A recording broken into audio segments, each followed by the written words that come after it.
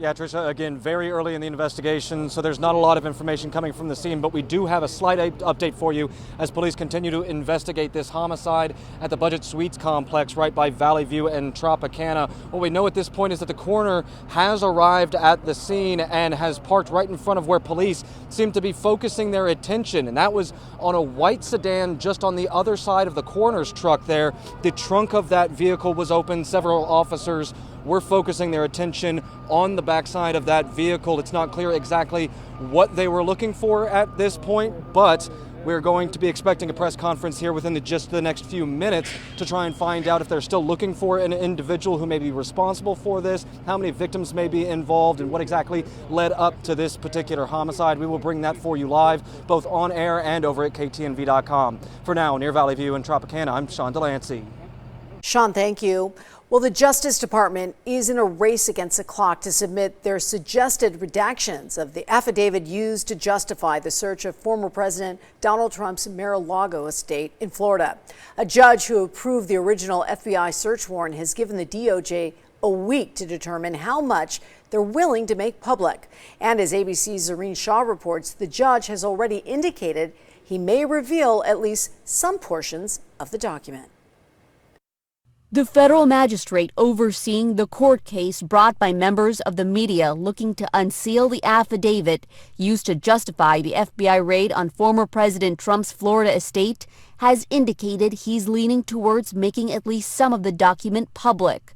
The federal judge hearing the case is the same official who authorized the unprecedented search of Trump's Mar-a-Lago home. It is his job as the gatekeeper in this case to perform his function of balancing the interest in the public of accessing these materials against the interest in the government in keeping them secret. The judge heard competing arguments on Thursday from lawyers representing media companies, including ABC News and the Department of Justice.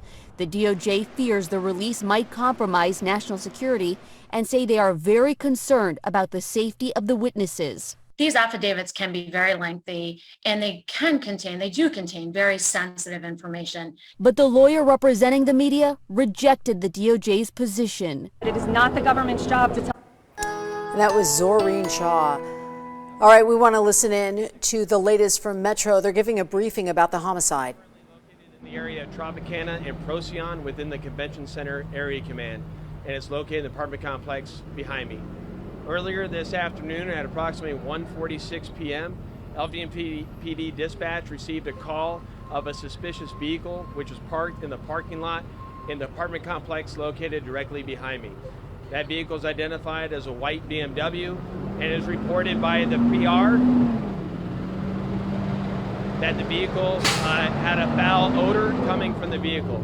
Metro officers were dispatched to the area. They arrived on scene, and they immediately, upon getting close proximity to the vehicle, they also noticed the odor, a foul odor coming from the vehicle, consistent with the decomposition of human remains.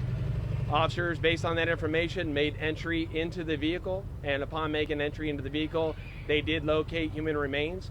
Based on the condition of those remains, it is clear that it is a homicide, and based on that, homicide was dispatched to this area, and they have since taken over this investigation. That is the preliminary information that I have for you right now. As you can see right now, LVMPD investigators from homicide are on scene with our crime scene staff, along with the coroner's office, as we begin the process of removing the body from the vehicle. We are asking anybody with any information related to this homicide to please contact the LVMPD homicide section, or if you wish to remain anonymous, please contact Crime Stoppers Anonymous. Again, anybody who has any information, may have seen this vehicle when it got here, please contact the LVMPD homicide section or Crime Stoppers.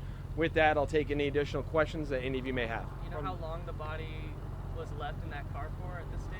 That is going to be part of our investigation this time. We do not know how long the body has been in the car. Right now, we're going to be canvassing. We're speaking with witnesses on scene of when that car was dropped off here, how long it's possibly been here. We're going through that, and they're also canvassing for video on that. And as you can tell, we'll be canvassing for a long time on this case, going through video and completing our investigation on whose car it is and everything else. It appears that officers were focusing on the trunk section of the car. Is that where the body was located? The human remains were found in the trunk area of the car, yes. Is there any indication about if it was a gunshot wound that killed the person or any other cause? Right now, I don't have any information on that. We do not know. It's clear that it's nefarious. It is not clear how cause and manner of death is not known.